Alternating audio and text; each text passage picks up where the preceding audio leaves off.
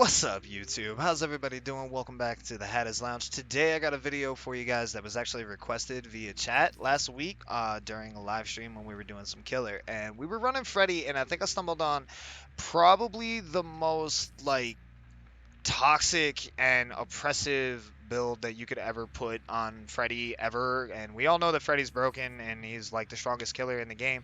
And don't get me wrong, it, a Freddy build nobody asked for other than the people that were in my chat that day and they wanted to see it. So this is for y'all.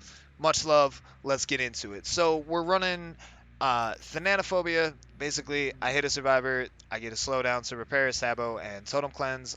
Hit all four. I get 18% value because I only have it at tier 2. Currently, everything that I'm going to show you is all at tier 2 value. Pop goes the Weasel. Every time that I hook a survivor, it activates. Next time that I kick any gen, it loses 25% of its progress, so it loses a quarter of its progress that's on it, and it reactivates every 40 seconds, so it has a 40-second cooldown. That's really good on Freddy because Freddy can like teleport to the other side of the damn map or through any gen that isn't finished yet, right? So essentially the strat is you get a hook, you turn around and you see where any and all survivors are, and you see a gen, teleport over to that gen. If it's getting worked on, you can turn around, kick it, and you immediately take off a quarter of the progress that's on it. Survivors fucking hate it, and it's just, honestly, this is one of the meta perks. It's a very, very strong perk, and especially on this killer. To couple with that, we're also running Oppression. So what Oppression does is when you kick one gen, 3 other gens will also receive the damage as if you just kick them. If a survivor is on that gen currently, they're going to get hit with a difficult skill check. It's kind of equal to Oppression. With like the size of the skill check, etc. And at tier 2 that has a cooldown of 100 seconds. At tier 3 it has 80. So you do get a hell of a lot of value, and especially when you're down to your 3 gen, this perk is amazing. So it just, this works so well for just, you're not gonna get a lot of gen progression at all. And lastly, so you need a little bit of surveillance, you need a little bit of a tracking perk. So enter surveillance from the pig, which basically it changes the way that the auras of the gens are highlighted. So normally on your matches, everything is red. All of your hooks have a red aura, and all of your gens have a red aura. That's how you keep track of them, right? So any regressing gen with this perk, any gen that has any damage on it whatsoever, is going to be white, right? If they hop back on that gen, it then turns to yellow, right? And at tier 2 it stays for 12. And then the last thing that this perk does, which is actually really cool, the noise created by gens are audible at an additional 8 meters. So you can hear the gens getting worked on from further away, and you can also tell whether or not somebody's on that gen or not. So it all kind of ties in. So what it basically works as is you can start the chase, you get a hit, you're immediately slowing down the game. Get them down, you put them on the hook. Pop goes the Weasel activates. You can then see where any survivor that's working on a gen is, or you can just essentially transport yourself to the other side of the map where you think a gen is getting worked on. See if that's going. So within that 40-second window that you have, you kick that gen, and then 25% of it goes down. As you kick that gen, 3 other generators on the map, so it really doesn't matter whether or not you're using Pop for like, oh, this has 75% value, so I want to use my Pop goes the Weasel here, and not on one that I would just completely shut down. Because a lot of people actually will get on you for that and will be like, hey, you're misusing Pop because you're just straight shutting down. Da, da, da, da, da. Shut up. Stop backseat gaming, y'all.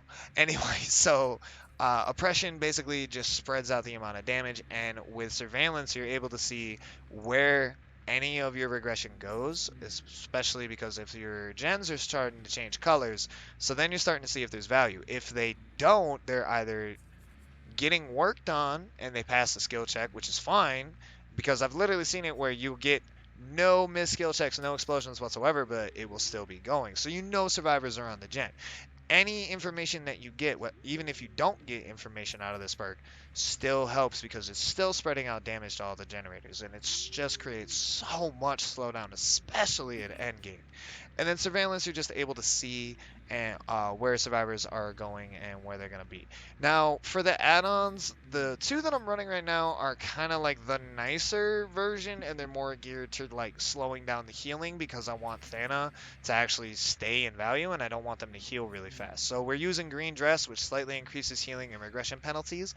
Again, with the penalties thing, it is they're facing great skill checks from oppression every 100 seconds that I can get it. Um, so I want more value and I want more stacks of regression towards any gens that if they miss that skill check towards. And then the next is it's a wolf shirt, which basically does the same exact thing. It increases healing and regression penalties, so it really just kind of makes it so if they miss a skill check while they're healing, if I push them off of a heal and they miss a skill check in between, it really is going to hurt that progress. And also for any repair regression penalties, the same exact thing, right? The last thing that green dress does, going back to this, is the survivor's aura will be revealed for 3 seconds whenever they fail the said skill check, and I'll really just kind of run that because I want more tracking. um, because again, the only tracking perk that I really have is surveillance, because as you can see what they did to my boy after Prestige 2, this is kind of what the entity gave me. So it's kind of just what we ran with, and people wanted to see what the build actual breakdown was and what the mentality is behind it. Now, I would normally show off some gameplay towards this and give you guys a sample and be like, oh, here's an example of getting value out of this. Here's an example out of this. The problem is that that was a half an hour long video, and no.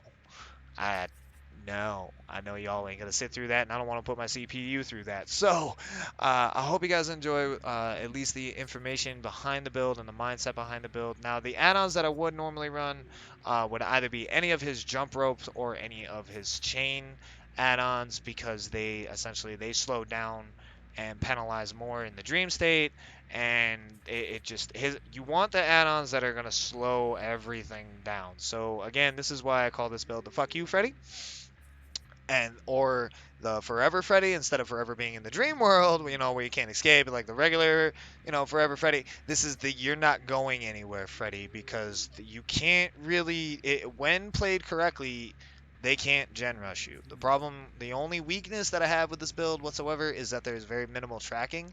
So if you have people that are immersed, or you have really good survivors that are really good at looping and keeping your attention, then you need to go find the other ones. That's kind of where the weakness starts with this build. But outside of that, when this build works the way you want, especially at end game when you have 3 gens left, your matches will go forever and forever and forever. So please forgive me for the lack of gameplay, but I hope you guys enjoyed the video. I hope you found it informative, and go out there and go kick some gens and own some maps with Freddy, man.